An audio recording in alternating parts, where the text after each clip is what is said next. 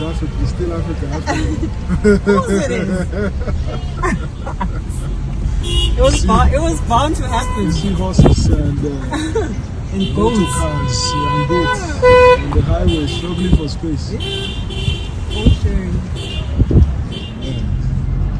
And the honking. That's how you know we're in Africa.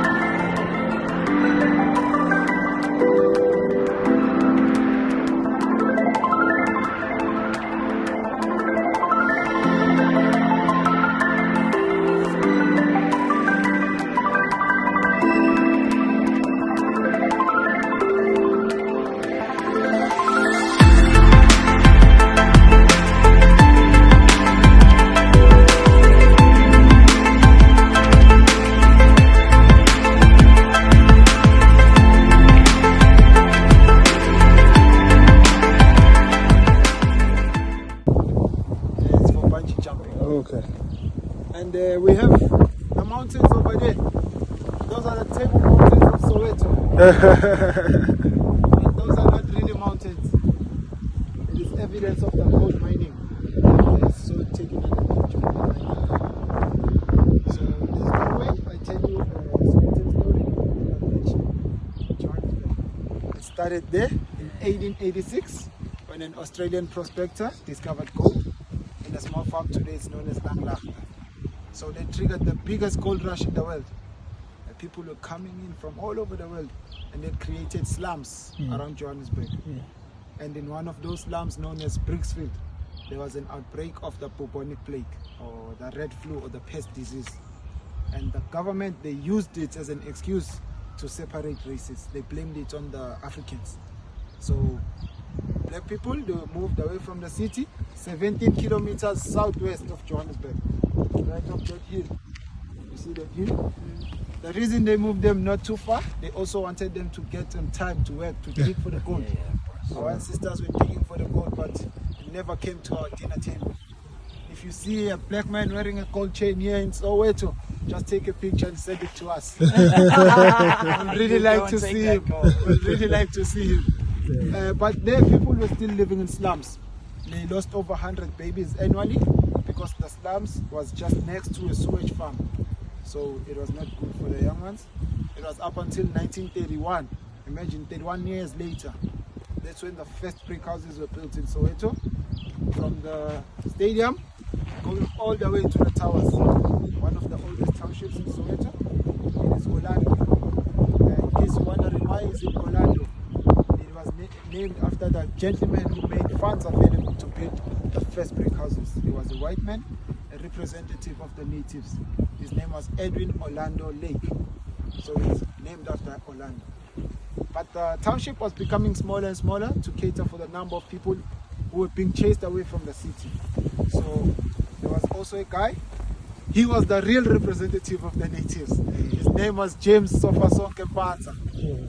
Sofasonke, it's a Zulu word which means we shall die together. So he led over 20,000 squatters to invade municipal land. They came from Orlando and came to this side. And that's how Orlando West was born. So that's Orlando East and this is Orlando West. And Orlando West and Orlando East, we are rivalries in many ways. But the most common one is the football. We like football because during apartheid times, black people were only allowed to play football. No cricket, no rugby, no golf. But honestly, they can keep the cricket. We don't really care. Wow. I love cricket so much. We love cricket. You Wow, touched Bennett. Honestly, on my side, even tennis, if you give a Sowetan boy a tennis ball, you pass him a tennis ball, he will juggle it with his feet. He is not going to hit it with a racket. No. So that's the only sport we're allowed to play. And we have Orlando Pirates on the east side, the oldest soccer team we have, and Kaizer Chiefs on the west side, the bad team.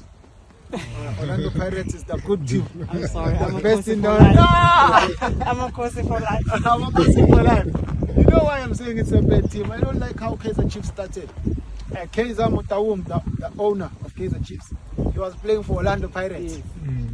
And then they bought him in the US, a team Atlanta Chiefs. And he came back with the US dollars.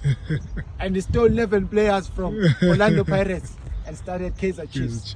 He used his first name Kaizer and Chiefs, the last name of the team that gave him the dollars. And there's also a band in Leeds, in England. It is called Kaizer Chiefs. They named it after the soccer team because you remember who? Lucas Radebe? He was the captain of Leeds, and they liked him very much. They even named the band after him.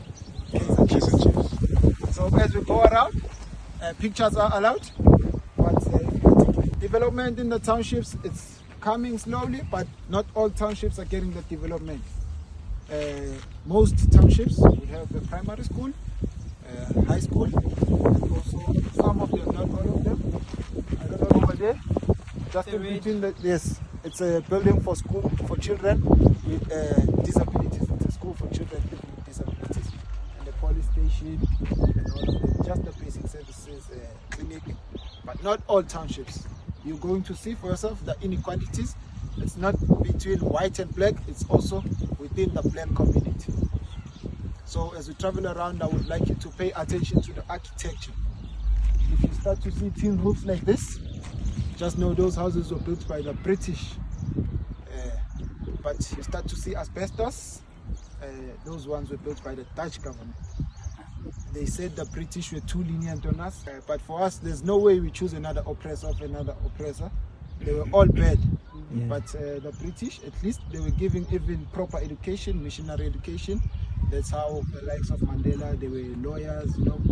And when the Afrikaners started to become in power, they started seeing flames. But you are going to go to the hostel and you are going to see for yourself the conditions that black people were put under. Are we good? Any questions so far?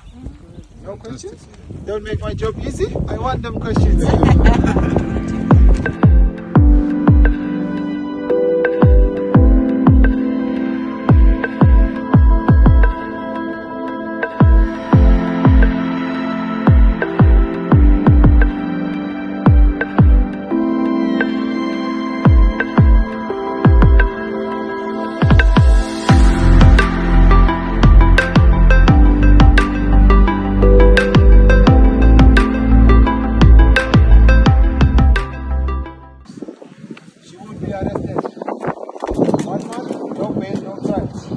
So there are 10 hostels in Soweto, 9 of them were for men, so 90,000 men were living in such conditions alone. So that's one of the reasons there was a black on black violence from 1991 to 1993. Over 80,000 men lost their lives. It was people of the hostels fighting with the people of the township. They have IFP, so they were fighting against the AIDS. But it was not them, it was sparked by the apartheid government. They were trying to sabotage the 1994 elections. They said, look at them, they are fighting, how can they govern themselves? So what they did, they would come here wearing the colors of the political party of the township, start shooting people here, and they also wear the political party of the IFP and go that side and shoot people. I was lucky enough last week on my day off, I went to a nice pub, I was enjoying some drinks. The gentleman walked in, he said next to me, we are very social people. He told me the story. He said he stays in the hostel, the women's hostel. He said they saw white men painting themselves in black, wearing the t-shirt of the AFP and shooting them. That's when they started to realize, no, it's not us, it's the white government who was causing the conflict. But it was too late. 80,000 men had already lost their lives. And he's also limping. You know, they stabbed him during the war with a needle, but the one for sewing the shoes. So we had internal bleedings and a lot of complications. So it messed with his head. So in a hostel like this, one house would be home to 16 men. They would be sleeping in concrete bunker beds, prison style. One split would be home to over 200 men, sharing 6 communal taps, sharing 6 communal toilets. Unfortunately, it's still like that to this day. 28 years into our democracy, there's still people living in such conditions. But the reason it's all political. People here, they don't vote for the ANC. So that's why the government is doing stuff like this. And these apartments you see right here, these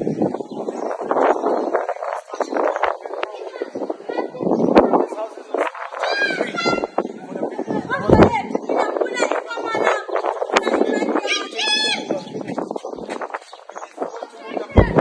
They started to talk about rent. So 12 years later, these apartments are still empty. Nobody lives in it.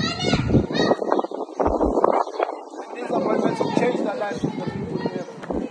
2 bedrooms, you know, kitchen, dining room, bathroom, bathtub.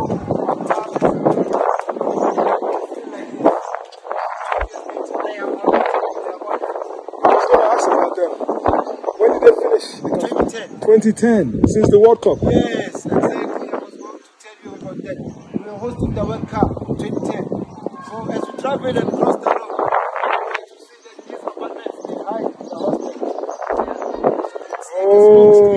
yes, they were hiding the hostel because the World Cup, this road was very busy.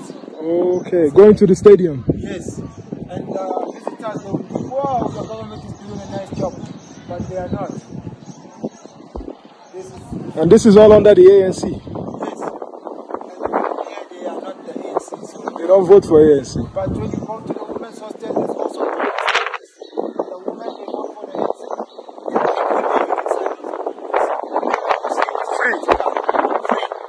They said it was rent to buy to the women, but they paid rent for 1 or 2 months. Nobody came to us for the rent. So the reason why Dr. Nelson Mandela was making things like this, during apartheid times, black people were denied ownership of everything. The house I grew up in the township, there was something called the 99-year lease. So our grandparents, they had to pay rent for 99 years so that they can own the house. Let's say my grandfather was paying, and 50 years later he passes away. My father doesn't carry on at 51.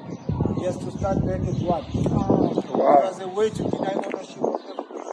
So when he became president, he said if you've been paying rent, you now own those houses. But these ones, they are like this. It's like a middle finger to the people living in the hostel. But I like their patience.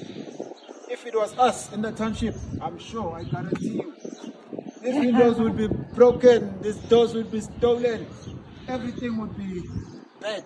But the people here are waiting patiently. But 12 years, it's long enough. Oh yeah. 12 years is long enough. They hired a security company here to guard the place from squatters. Because in this country, it's the law. If somebody occupies a building for 48 hours, in order for you to evict them, you take them to court. And then it will take months and months. But also the people, they don't want to rush because it's not enough apartments for All of them. So they will start to fight and it will cause another conflict. You know, the people, I think But there's a carrying cost for this, and it's also depreciating. Yes, over time. exactly. So it's like a waste. Some people, they said maybe if they lower the rent, let's say they want 1,000 for 5 years, maybe they can make it 500 for 10 years. Eventually they will reach their goal, but the government wouldn't budge. Lebo, how you doing, guys? And some people say maybe it's because the people here, they don't have schools, the young ones, they have to cross the highway. They say maybe convert it into a school, maybe a clinic, or maybe library, something that will benefit the community. Because here, it was an outdoor gym before they built these structures that doesn't have the community. It was a soccer field. That's why you find the young ones playing in the streets. They took away their playground. They built these houses that doesn't benefit anyone.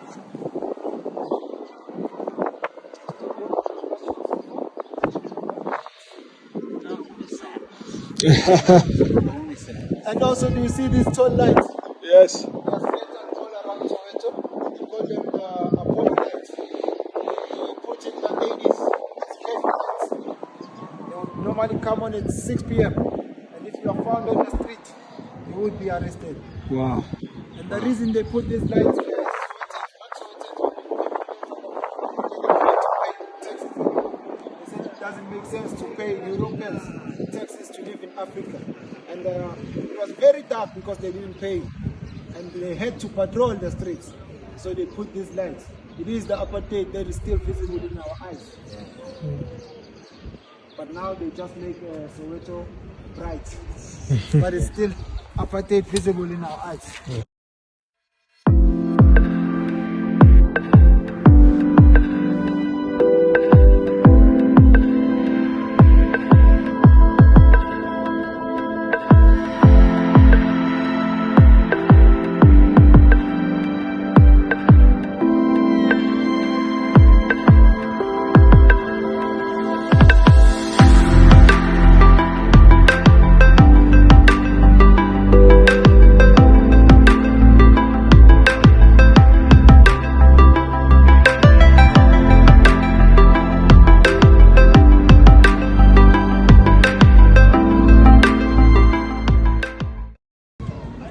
The first term, 92% of the students failed.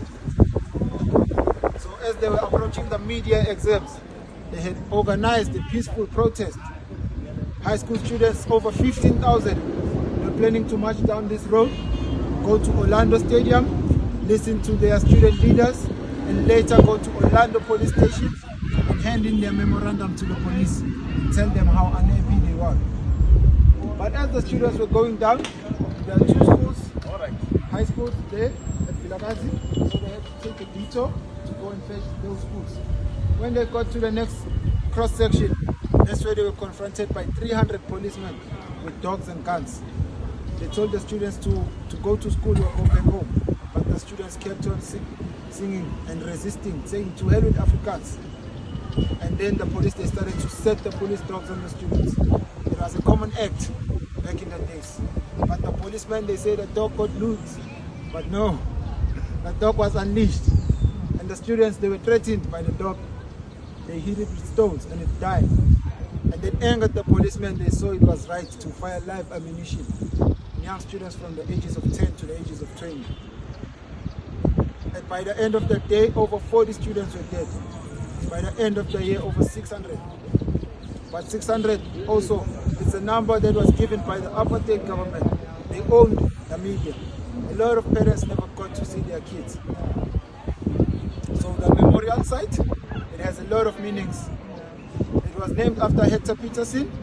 He was the youngest one. He was 13 years old. He was still in primary school. He was not even part of the march. The young ones, they got sucked into the atmosphere. So let me just tell you the meanings of the memorial site. We'll start with this one. Just come closer. This line here is known as the line of fire or the firing line. You follow it this direction, it's in line with the trees. Take you to the exact spot where Hector was shot. You follow it this direction, it takes you to the doors of the museum. The walls here, we know them as the wall of void.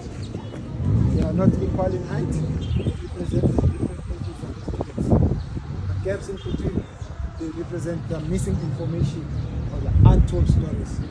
Because there's a lot of bodies that are unaccounted for. The first student that was shot was shot from Kanga Road, a 15-year-old boy. He was not part of the march, he was just wearing school uniform. Any questions so far? So was this the school that Hector was attending? No, this is a museum. They just built this around all this the shooting. They were supposed to build it there where he was shot, but there's no space. There's no space. Okay. So let me just show you this page over here.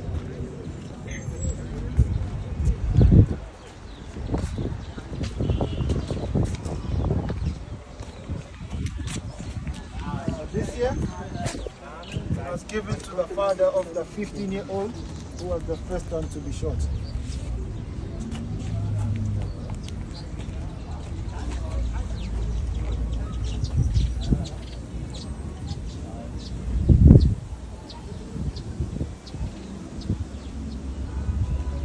Good. Let's just get closer to the picture.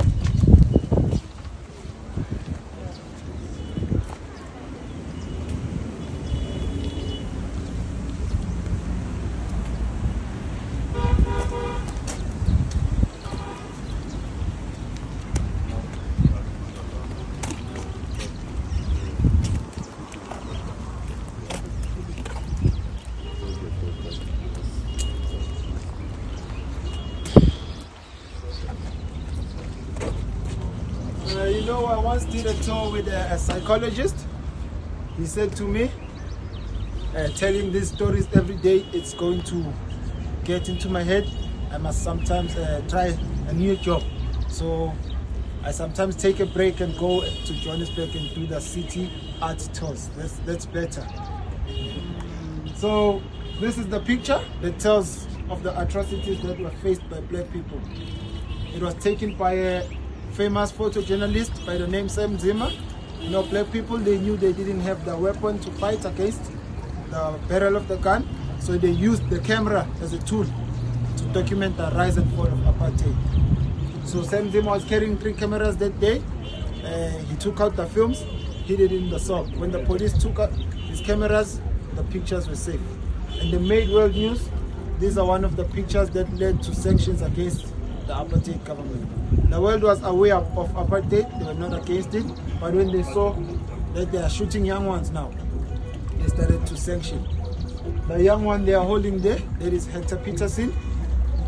He was 13 when the picture was taken, he had already passed away.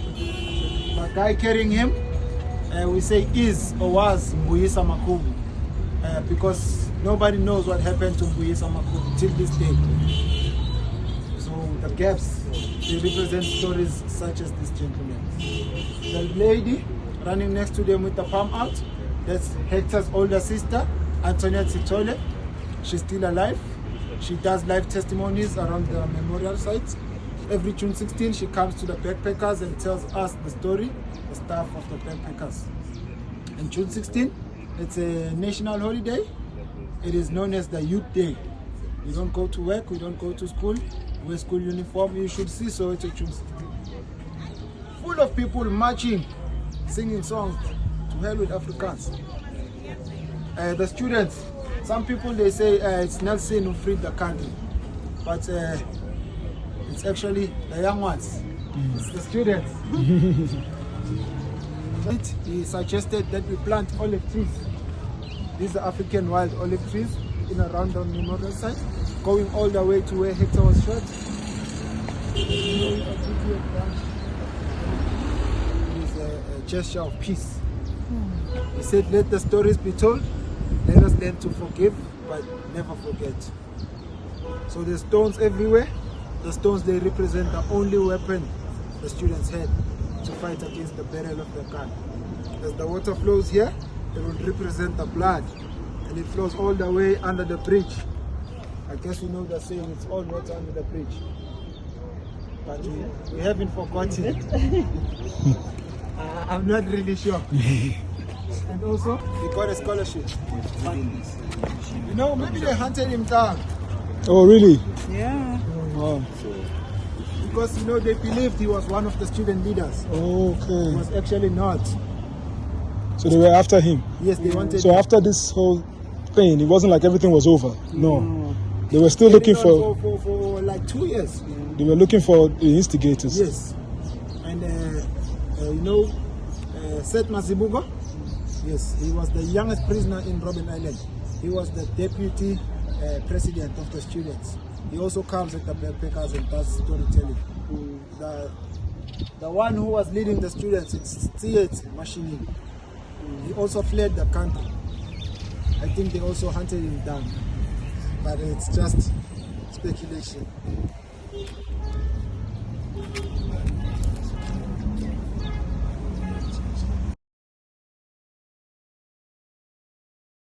Children get English names, so they gave him the name Nelson. So he was born in a royal family. He was of royal blood. So you know, in royal families, when a young boy is becoming a man and he's still singing, they arrange a marriage for him. So they arranged a marriage for the good doctor, and he was against that. He didn't want to get married to that lady. It's not because she was not a good lady. Actually, she was the girlfriend to his cousin. So he didn't want to, you know, take her away. So they stole 2 cows, him and his cousins, and they fled. They came to Johannesburg, started working in Crown Mines, security guards. He worked in Crown Mines. This house was built in 1944. The same year he got married to the first wife. Started staying here in 1946. The first wife. Does anyone know the first wife? Winnie. Not she. No, it's It not. wasn't Winnie. Okay, she. Evelyn Tokomase, Mama Yeah. Evelyn Tokomase. She's Seventh-day Adventist. Yes. She was a nurse and also a quite fearing woman. The police would come here looking for Nelson, kick the doors down, and they would scare the young ones. And that's one of the reasons that led to their divorce. It was finalized in 1957. The following year, he didn't waste any time. He got married again to the second wife, Winnie Matikizela Mandela. But the mother of the nation, that's what they call her. But their honeymoon was short-lived because in 1960 he had to flee the country seeking military training. Came back in 1963. He was going to visit Chief Albert Luthuli, the first black man to get a Nobel Peace Prize. But it was not a good idea. Chief Albert Luthuli was under house arrest. So they caught him and they arrested him. He was sentenced to 5 years for having a fake passport. While he was serving his first year in prison, the police stormed into Lily's Leaf Farm where all of the comrades were hiding. He became a defendant of the tribe, the Ribonia prison tribe. That's when he was sentenced to life in prison. 11 February, he came back to this house, stayed for 11 days. The reason for 11 days, if you can look below the roof, there's dark spots. This house was petrol bombed. No petrol bomb, Molotov cocktail. The reason, you know, before he was arrested, he introduced the armed struggle and introduced the military wing of ANC. But when he came out of prison, he was a changed man. He said South Africa is a rainbow nation, it belongs to everybody who stays in it. So that caused a lot of mixed emotions. Black people felt, some of them felt like he betrayed them. So that's why they were trying to burn down his house. In 1991, that's when he got his honorary doctorate in Wits University. 92, separated with his second wife. 93, he got his Nobel Peace Prize, sharing it with F.W. de Klerk, the president that released him. 94, it was the first time black South Africans were allowed to vote. And he became the first black president of the Democratic South Africa. 96, divorce to Winnie was official. 98, he got married again. The man can't be alone, eh? This time to Mozambique. Yes, Crasha Michelle. She's in the Guinness World Record book. The only woman in the world to have married 2 presidents. Ambition. I think she must give you some notes. Hey, She was first married to the president of Mozambique, Samora Machel, and later to Nelson Mandela. And some people say she doesn't have to carry pictures around. You go to Mozambique, the money there has the face of the first husband. Come to South Africa, the money has the face of the second husband. Same year, this house was donated to the Heritage Trust. From all the money made from this house as a museum, it's donated to orphanages around South Africa. You can quote this man the whole day. There's movies and books about him, but the one I love, he said there was never a time black people gathered and talk about separation of races. So you can just maybe quickly take pictures and we cycle back to the picture. Sharp verifier. Sure. Standard. Sharp, sharp. Sharp verifier. Oh man, look at you. Not to bother you. Anything just to support the small businesses, something for you. Maybe that's just so well. You don't have the one with the strap? With the strap, that's My sister, how about the packet?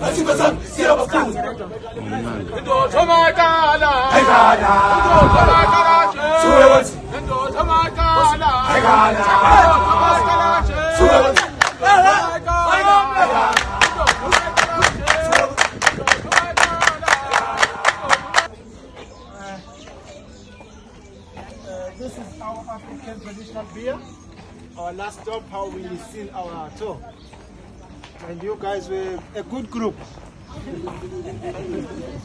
So, before COVID, we would all drink from the calabash as a sign of unity. Let's say me and the brother, we have our differences, but at the end we'll kiss each other through the calabash. But now, it's COVID, and we don't like this. It's individualism. But you know, it's COVID-19. I don't know if you've seen the stadium where the final of the World Cup was played. It was inspired by the calabash. It's the biggest stadium in Africa, 95,000 capacity. So it is a fermenting drink. It takes 3 to 5 days to make it. It is strictly brewed by the woman in my culture, Zulu women.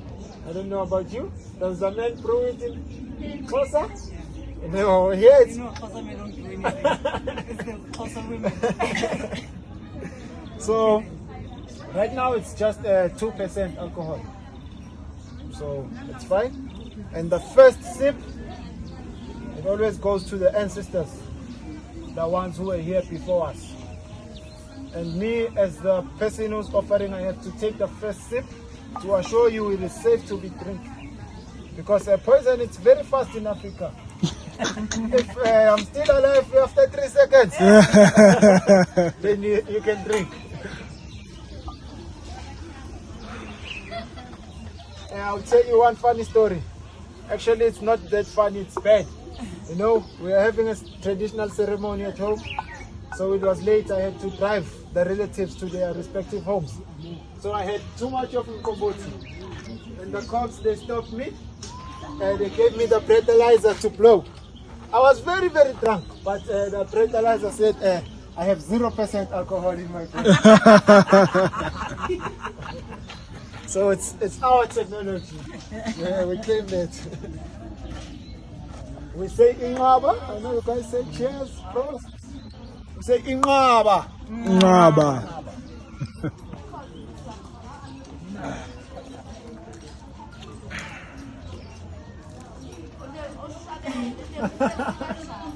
How's it? You want the honest answer? I want the honest one. Well, I think it's fresh, it's sour, it's milky. Milky. Yeah. It tastes a little bit like a cow steak. Yeah. And that's not necessarily bad, but that is the fungus that's used to Yeah. do this. So it's different. So what we have here, In summary, it's different. this is a crown It's different. for the king. The king. Yeah. So Shaka would have worn something like Yes, but shakas is not made out of the cow's skin. It's made out of the lion, you know, the pobes. This is for the woman. And the colors, they have their meanings. Maybe she knows. The black one is for a woman who's widowed. That's the one I know. The red, isn't the red for at your wedding? The red, yes, it's for your wedding. The green, it doesn't really have a significant meaning. I have no idea. It's for just the young ones. And yes, guys, this is the end of our tour. From me, the staff at the Backpackers. So it ends at lunch. Would like to say thank you, Siyabonga, for sharing your afternoon with us. It was a lovely tour. I really Thank you. enjoyed it. That's a lovely show. Thank you so much, Sia. Thank you. Well done. Enjoy the rest of the travel. And give some to the ancestors. Yeah, do that.